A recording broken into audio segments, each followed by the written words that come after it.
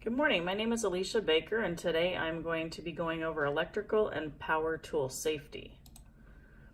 First of all, I want to talk to you about the properties and the risk of electricity. First of all, properties of electricity is that it's invisible. You can't see it, it's odorless, it's silent, and it can be fatal when coming in contact with it. Risks involve electrical shock, arc flash, and arc blast.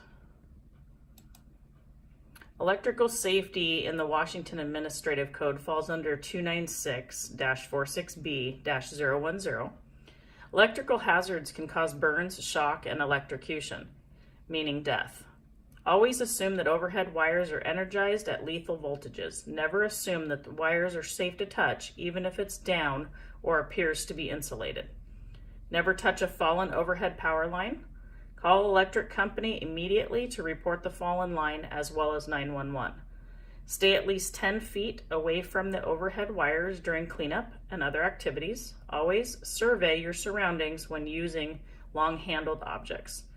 If an overhead wire falls across your car when you're driving, stay inside your vehicle and continue driving away from the line. If your engine stalls, do not leave your vehicle. Call 911 immediately. Never operate electrical equipment while you are standing in water. Never repair electrical cords or equipment unless you're qualified and authorized to do so. If working in a damp location, such as Seattle, inspect electrical cords and equipment to ensure that they are in good condition and free of defects. Always use a GFCI in wet conditions. Always use caution when working near electricity. Arc flash and arc blast.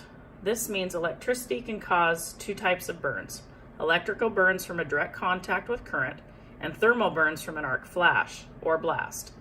The arc flash occurs when powerful, high amperage currents travel or arc through the air. This can occur when high voltage differences exit across a gap between conductors. The result is an instant release of tremendous amounts of energy.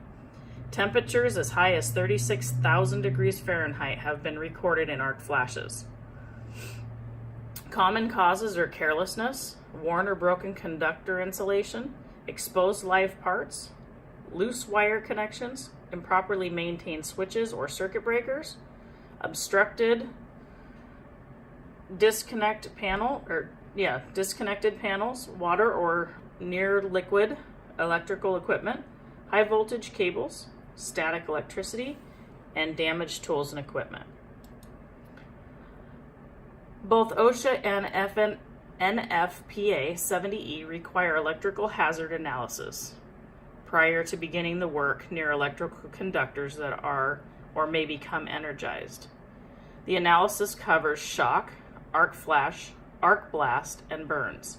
The NFPA 70E Article 110.8 specifically requires electrical hazard analysis within these areas.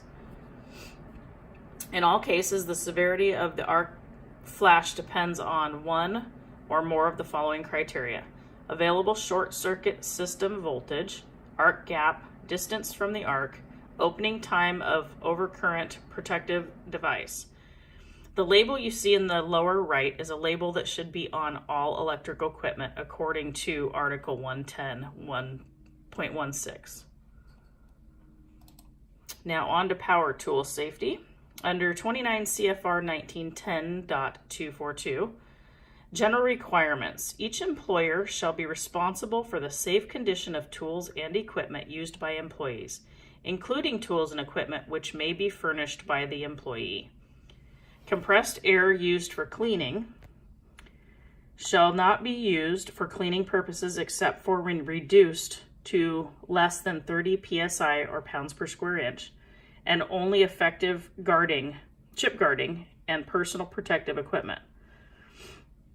All portable power-driven circular saws have a blade diameter greater than 2 inches should be equipped with guards above and below the base. The upper guard shall cover the saw to the depth of the teeth, except for the minimum arc required to permit the base to be tilted for bevel cuts. The lower guard shall cover the saw to the depth of the teeth except for a minimum arc required to allow proper retraction. When the tool is withdrawn from the work, the lower guard shall automatically and instantly return, covering the position. Here you see some pictures of personal protective equipment that may be required on the job. And next we're going to go over that. First of all, in Subpart 1915, Part I, personal protective equipment, according to OSHA, first define the scope, application, and definition of the tasks at hand.